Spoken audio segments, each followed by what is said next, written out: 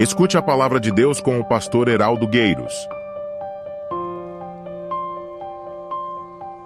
E ele quebrava as correntes e a jaula. E já vivia nos cemitérios. Problema insolúvel. E aquela mulher? Primeiro marido, segundo, terceiro homem, quarto, já estava no quinto. Conhecido por toda a comunidade. Como você limpa uma história como essa? Problemas insolúveis. Até o horário de pegar água já era um horário que pudesse ser mais conveniente para alguém que já era tão mal falada na sua sociedade. Mas o que é comum entre eles é que todos se encontraram com Jesus. E quem se encontra com Jesus não fica do mesmo jeito. Quem cruza o caminho de Jesus não fica do mesmo jeito. Todos foram transformados por Jesus. Para Jesus não existe lata de lixo. Para Jesus não existe ninguém incurável. Não existe problema insolúvel. Não existe ninguém que seja descartável. O que há de comum entre eles é que quando eles encontraram Jesus e suas vidas foram transformadas, naturalmente eles começaram a falar de Jesus. Isso é lindo, porque a mulher samaritana, quando ele diz eu sou o Cristo, o texto diz que ela deixa o cântaro e corre. A conversa é interrompida pelo impacto que ela tem daquela mensagem. O texto diz que o leproso foi advertido por Jesus, dizendo assim, não diga nada a ninguém. É a primeira desobediência que ficou impune, porque Jesus podia ter voltado e dizer assim, mas rapaz, eu não mandei você ficar calado, vai ficar leproso de novo para aprender a obedecer. Mas Jesus não fez isso. Jesus manda que ele não fale nada a ninguém, mas a alegria, a transformação foi algo tão extraordinário que ele não conseguiu ficar calado. E não foi punido por causa disso. Jesus entendeu a alegria do coração daquele homem.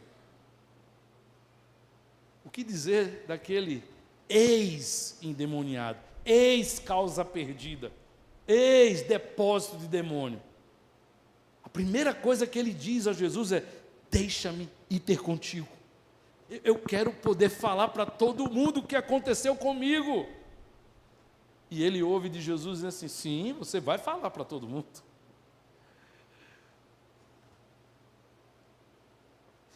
O que há de comum entre essas pessoas?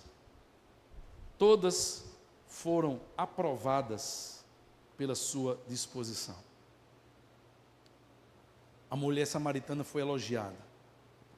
A Bíblia diz que metade da cidade se converteu por causa do testemunho dela. Aquele leproso desobedeceu, mas nada lhe aconteceu, porque ele estava falando de quem havia feito aquilo na vida dele. Aquela mulher que se escondia para pegar água, agora encara a população para falar de Jesus. A vergonha ficou para trás, o medo ficou para trás, o constrangimento ficou para trás, porque a sua alegria era muito grande. Todos foram aprovados pela sua disposição. Voltando para o texto de Lucas, no capítulo 8, que é essa passagem do Gadareno, diz assim, e toda a multidão da terra dos Gadarenos, ao redor, lhe rogou que se retirasse deles, porque estavam possuídos de grande temor, e aquele homem, de quem havia saído demônios, rogou-lhe para que se deixasse ir com ele. Pode passar o texto, Renata, por favor? Isso. Rogou para que deixasse ir com ele. E Jesus disse, sim, você vai falar, mas o destaque do texto é, mas você vai falar na sua casa. Você vai falar para os seus. Eu acho lindo isso, porque às vezes, quando a gente fala sobre evangelização, a primeira coisa que a pessoa diz assim, eu não sei como fazer. Eu não tenho treinamento para isso. Eu não fui preparado para isso. É preciso que se faça algum tipo de programação para que ensine a gente a fazer isso. E você percebe que aquele ex-endemoniado não recebeu nenhum treinamento. A vontade de falar de Jesus foi natural e espontânea como resultado de um coração e de uma vida transformada. E Jesus disse, fale, você só não precisa sair daí. Você vai continuar falando aí. Mas Jesus, os caras preferem os porcos. Eles não estão tendo nenhuma alegria da minha da minha transformação. Para eles os porcos eram mais importantes. Mas perceba que mesmo Jesus não discordando dessa verdade, porque mandaram Jesus embora por causa dos porcos, preferiam os porcos, mas ainda assim Jesus diz assim, mas é para eles que você vai contar, é para a cidade que você vai contar, é para os seus familiares que você vai contar, é para as pessoas que lhe conheciam como era antes, que você vai falar como você é agora.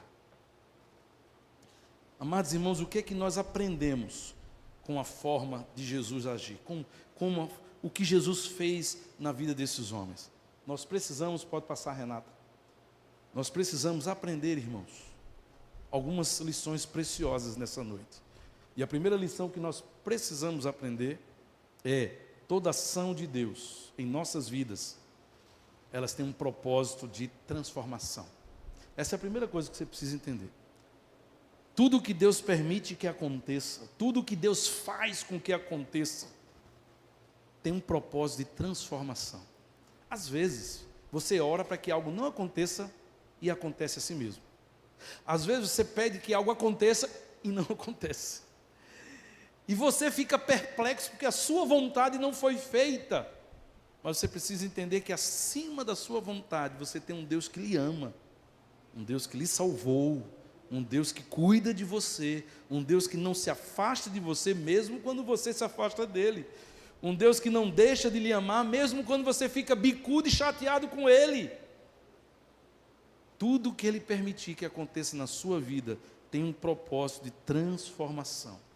É para você aprender algo, é para você refletir nas suas ações, é para você entender melhor qual é o desejo de Deus sobre a sua vida. Imagine talvez aquela mulher poder pensar: poxa vida, eu não dei certo no primeiro relacionamento, eu não dei certo no segundo, eu não dei certo no terceiro, quanto sofrimento, por que eu sofri tanto? E aí chega Jesus na vida dela, transforma a vida dela, e agora ela vai poder dizer: olha, eu passei por que você está passando. Eu sei o que é ser abandonado, eu sei o que é ser traído, eu sei o que é ser maltratado. Eu tive 5 relacionamentos, eu sofri muito na mão dos homens, mas hoje eu não sofro mais, porque hoje eu tenho Jesus no meu coração. Imagine que todo momento difícil que aquela mulher passou, hoje é pérola, hoje é testemunho, hoje é o exemplo do milagre de Deus na sua vida. Aquilo que hoje faz você chorar, aquilo que hoje angustia o seu coração, amanhã é usado por Deus para abençoar uma outra vida, para fortalecer uma outra vida, para dar luz a um caminho, a alguém que ainda está passando por aquilo que você já sabe, que você venceu. Todas as nossas experiências, elas são importantes quando são usadas para a mão de Deus. Quando você estiver passando por algo difícil, doloroso, que traz medo, não pergunte por quê, nem pergunte para quê, apenas confie que tem um propósito.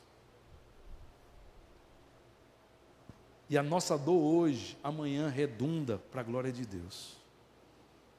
A nossa experiência dolorosa passada, hoje é utilizada para glorificar a Deus e fortalecer a vida de outras pessoas. A segunda coisa que a gente precisa aprender quando a gente olha a forma como Jesus agiu na vida daqueles homens, é que toda transformação resultaram na mudança radical de suas vidas.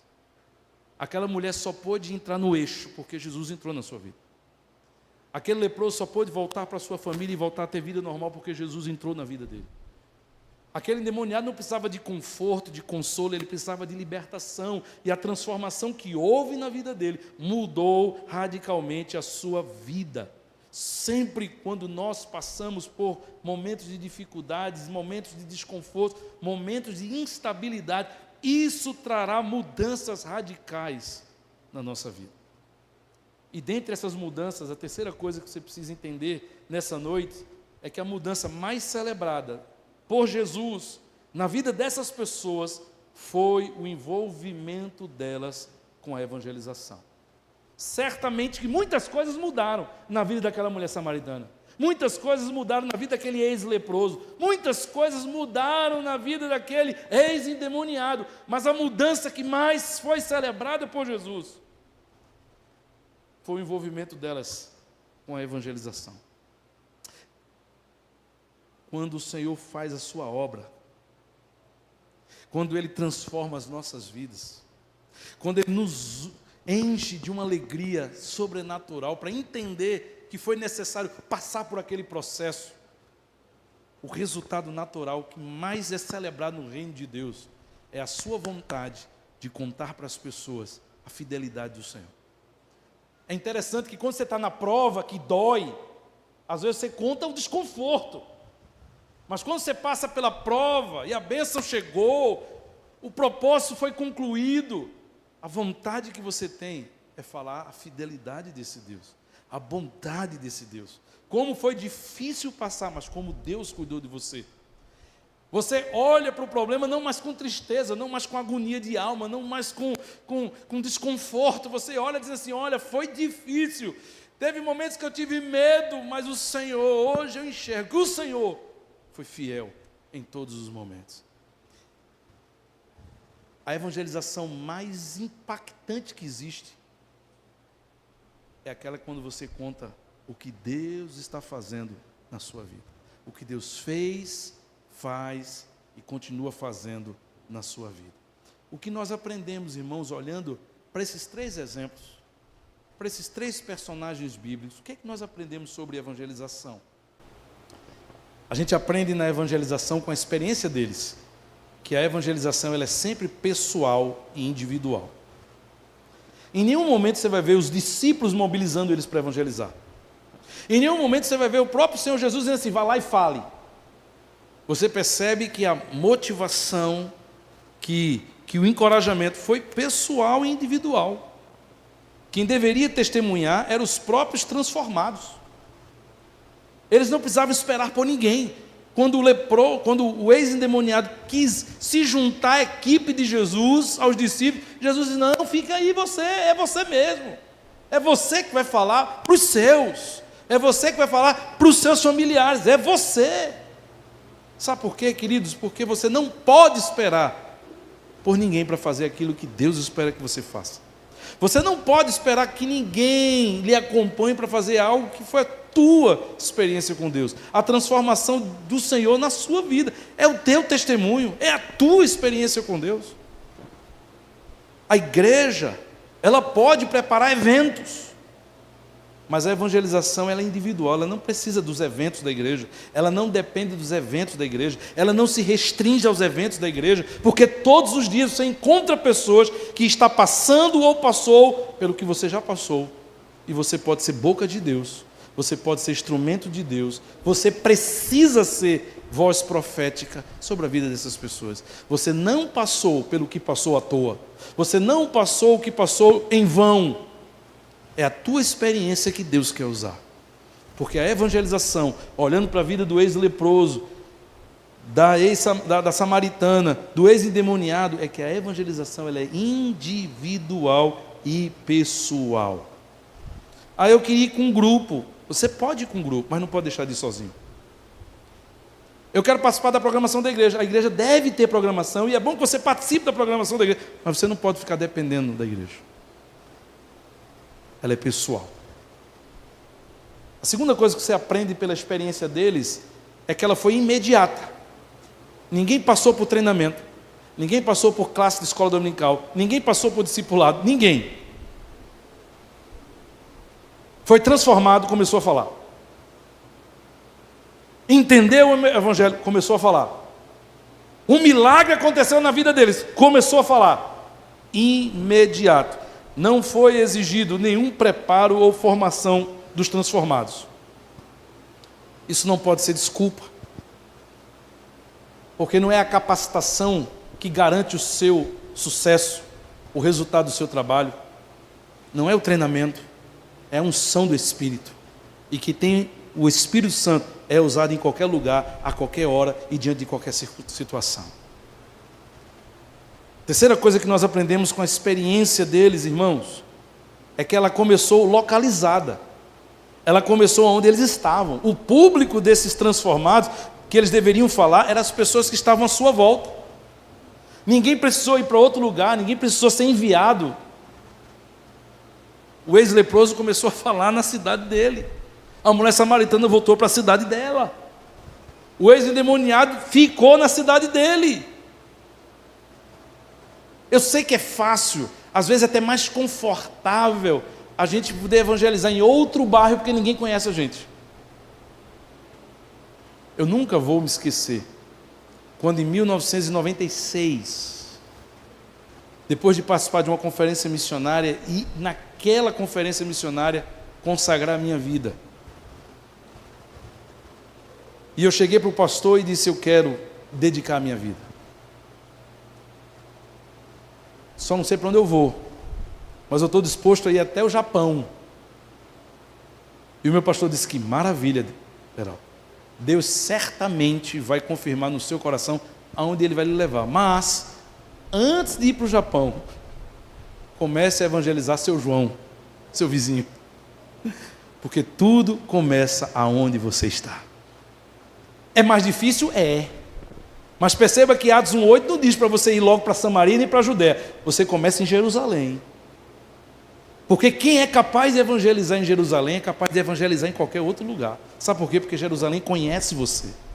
Jerusalém sabe das suas fraquezas. Jerusalém conhece o seu passado. Como é difícil evangelizar parentes, que o diga quem tenta. Porque alguém chega para você e diz: agora você é santo, tomou todo, bebeu todo, você era virado, agora quer ser santo. E quando você pisa na bola, diz: está vendo? Eu sabia que isso era fogo de palha. É difícil, eu sei. Porque em Jerusalém você precisa vigiar mais o seu testemunho. Em Jerusalém você precisa cuidar mais das suas fraquezas. Em Jerusalém você precisa ser mais perseverante, porque vai levar mais tempo para as pessoas acreditarem em você. Mas tudo começa onde você está. Nenhum deles foi deslocado. Todos eles começaram a evangelizar de forma localizada aonde eles estavam. A quarta coisa que nós aprendemos, irmãos, sobre a transformação na vida deles, é que ela foi profundamente especificada. O desafio foi especificado. Os transformados deveriam testemunhar unicamente o que Deus havia feito na vida deles. Porque igual ao seu testemunho não existe. Igual ao seu testemunho não existe. Porque milagre não se repete. Cada pessoa é diferente, cada problema é diferente, o agir de Deus na vida de todos nós é diferente. Para que você tenha a sua história, para que você tenha a sua experiência, para que você tenha os seus aprendizados. É muito individual essa forma de Deus agir. Você pode estar enfrentando o mesmo problema, ou ter enfrentado o mesmo problema que muitas pessoas já enfrentaram ou estão enfrentando, mas o seu vai ser sempre diferente. Porque as pessoas têm lições diferentes para aprender. Deus espera resultados diferentes de cada um de nós. Portanto, mesmo que seja desemprego igual a metade da população, mas o seu é diferente. Mesmo que seja uma enfermidade que muitas pessoas passam, mas o seu vai ser diferente. Deus irá imprimir, escrever na história da sua vida, na sua caminhada. Mas Jesus dá um alerta muito importante, irmãos, sobre esse perigo, um perigo que pode atrapalhar a nossa evangelização. Isso está lá em Lucas, capítulo 12, verso 42 ao verso 47. Olha o que é que diz nessa passagem, também muito conhecida.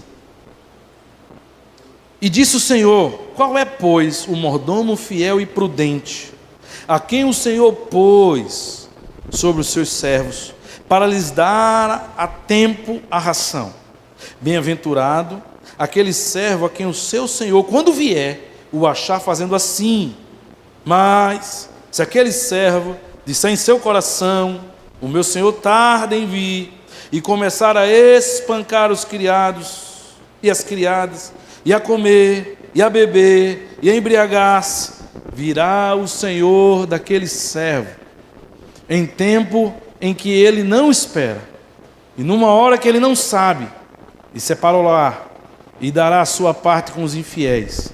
E aquele servo que conhece a vontade do seu Senhor e não se prepara para o que ele deseja e nem realiza, receberá muitos açoites. Olha a ênfase que eu quero dar para você nesse final. Aquele servo que conhece a vontade do seu Senhor e não prepara o que ele deseja, nem o realiza, receberá muitos açoites. O maior perigo, irmãos, da evangelização é quando nós nos acomodamos. A ideia de que o Senhor tarda em vir é essa falsa sensação de que a vida está sob o seu controle. E você diz assim, semana que vem, a desculpa do obeso é essa, semana que vem eu começo o regime. Semana que vem eu volto a correr. Eu estou dizendo isso desde do dia 20 de dezembro. Para a semana eu volto a correr. Entende? A gente pensa que está no nosso controle, a gente procrastina, a gente empurra com a barriga, a gente vai deixando para depois e sabe o que acontece? Você acha que aquela pessoa que precisa ouvir, ela vai estar lá lhe esperando. Que grande susto, que grande desespero há no coração de alguém que subitamente descobre que fulano não está mais lá. Fulano morreu.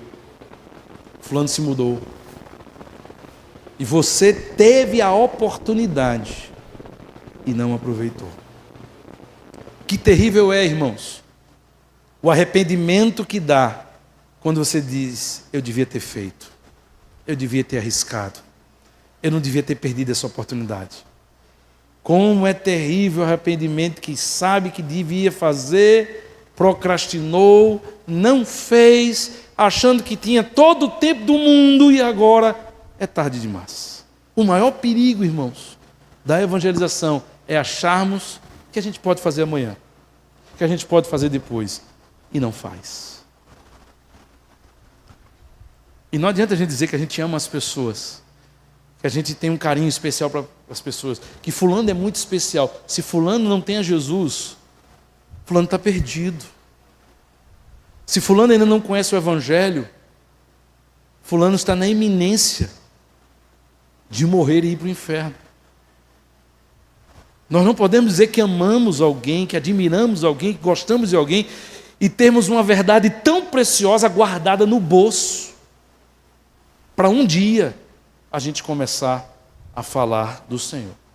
Eu quero concluir com você nessa noite dizendo sinceramente 3 grandes obstáculos que têm impedido a vida de muitas pessoas dentro da igreja para fazer a evangelização.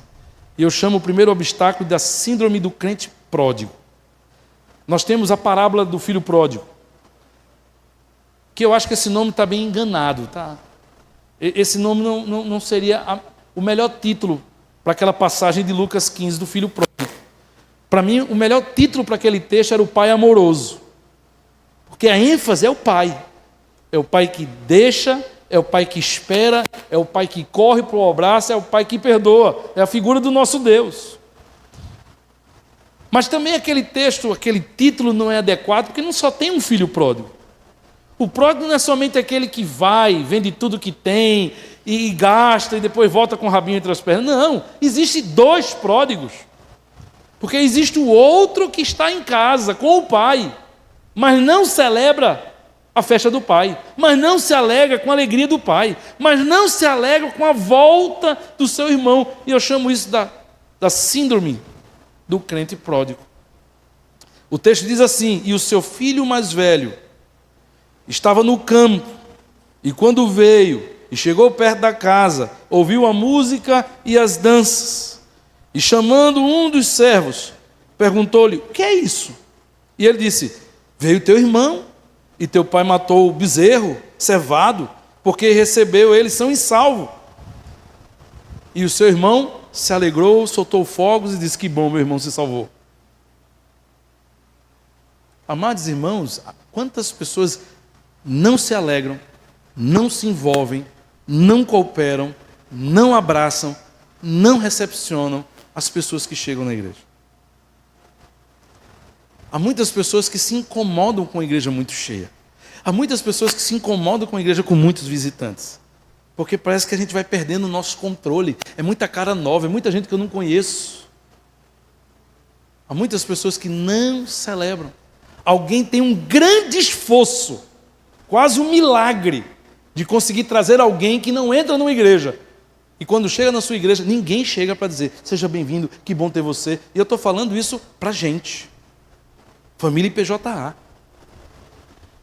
Que não reconhece o esforço de alguém, porque parece que a gente não celebra A alegria de ter pessoas novas chegando e gente que, apesar de ter entrado na bagaceira, mas voltou, restaurou, segunda chance, transformação do Senhor. E parece que a gente não gosta de liberar perdão, não gosta de esquecer o passado, não gosta de recomeçar. A síndrome do crente pródigo. O segundo desafio, irmãos, obstáculo que nós temos, está lá em Lucas capítulo 16, a partir do verso 13. São crentes priorizando as coisas terrenas. O texto diz: nenhum servo pode servir a dois senhores, pois odiará um e amará o outro, ou se dedicará a um e desprezará o outro, mas vocês não podem servir a dois senhores, a Deus e ao dinheiro. Vocês são os que se justificam a si mesmos aos olhos dos homens, mas Deus conhece os corações de vocês. E aquilo que tem muito valor entre os homens é detestável aos olhos de Deus. Quantas pessoas estão dando mais prioridade, investindo mais, dedicando mais, correndo mais para aquilo que é do mundo? Você, de repente, é visto na sua faculdade como o mais estudioso, mas não é visto como cristão. De repente você é visto no seu empreendimento, no seu negócio, como o profissional mais qualificado, mas não é visto como cristão. Às vezes você é visto no seu condomínio, na sua vizinhança, como o vizinho mais festeiro, mais animado, mas não é visto como cristão. É impressionante como às vezes a gente está buscando aplausos, reconhecimento de coisas que são secundárias. Mas aquilo que era o mais importante para a gente exercer o nosso ministério, a nossa influência. Nada contra que as pessoas olhem para você e dizem assim: poxa, ali vai um profissional de primeira, ali vai um vizinho espetacular, ali vai um grande estudante, e é crente. Ali não tem brincadeira não, ali leva Deus a sério. O problema está aí. É que a gente não se preocupa com essas coisas não são prioridades na vida da gente. A gente está preocupado com coisas terrenas, reconhecimento dos homens, e muitas vezes nos sacrificando para fazer coisas que nos dão prazer, mas que muitas vezes são detestáveis aos olhos de Deus. E aquilo que é o mais importante aos olhos de Deus, vidas, nós não estamos priorizando isso. Terceiro perigo, irmãos, terceiro obstáculo da evangelização, está lá em Lucas capítulo 8, verso 34 ao verso 37, vidas sem transformação. E o texto diz: vendo o que acontecera, os que cuidavam dos porcos fugiram e contaram esses fatos na cidade. E o povo foi ver o que havia acontecido. Até então você disse: meu Deus, vai ser um impacto. O pessoal vai ficar impactado quando vê então o ex-endemoniado. Olha, a cidade toda veio ver o que aconteceu. Mas o texto continua dizendo: mas quando se aproximaram de Jesus e viram o homem de quem havia saído demônios, que estava sentado aos pés de Jesus, vestido e em perfeito juízo, se alegraram, soltaram fogos, fizeram churrasco. O povo da região dos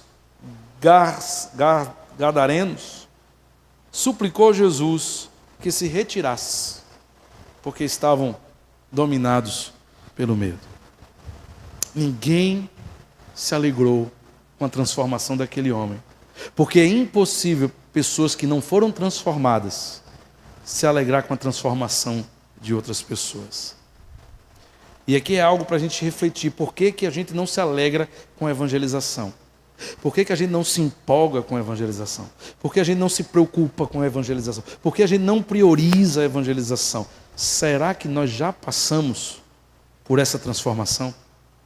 Porque todas as pessoas que são transformadas, naturalmente, elas se envolvem com a evangelização. Todas as pessoas que tiveram a sua vida impactadas por Jesus, elas querem ver as outras vidas impactadas. Elas querem dizer isso para as pessoas. Elas querem envolver as pessoas. Elas querem que as outras pessoas vivenciem o mesmo milagre que ela vivenciou. Mas aqueles homens não se alegraram com aquele ex-endemoniado, porque eles não tinham as suas vidas transformadas. Como está a sua vida com o Senhor? Como tem sido a sua experiência com Deus? Qual é o valor que você tem dado para a evangelização? Esse mês é para a gente refletir. Porque se você não for convencido da evangelização como prioridade na sua vida, você verá ao longo dos anos que pessoas irão valorizar, pessoas irão se empenhar, vidas serão alcançadas da listinha delas, mas você vai ficar só olhando. Você tem duas escolhas em 2024. Ser um telespectador do sucesso de alguns, ou ser ator principal. E você permitir que Deus use a sua vida para salvar alguns. Ou você vai assistir, ou você vai arregaçar as mangas e vai dizer como Isaías disse: eis-me aqui, Senhor. Usa-me. Eu quero ser usado. A transformação que o Senhor fez na minha vida, as experiências que eu passei, não podem ficar só para mim. Não podem ficar guardadas. Eu não posso passar minha existência na terra, ter sucesso, ganhar dinheiro, ganhar seguidores, alcançar meus sonhos, meus projetos, e não ganhar ninguém para Cristo. E não influenciar a vida de ninguém. E não deixar nada semeado para a eternidade. Porque em Mateus capítulo 13, Jesus diz: há dois tipos de tesouros. Os da terra, que os ladrões roubam, a ferrugem consome, e aqueles que são eternos. Aqueles que ladrão não rouba, que a ferrugem não consome, que alegra o coração de Deus. Que você possa desfrutar da alegria de chegar no céu e alguém dizer assim: obrigado, porque foi graças a você que eu estou aqui. Obrigado. Foi graças a você que eu estou aqui.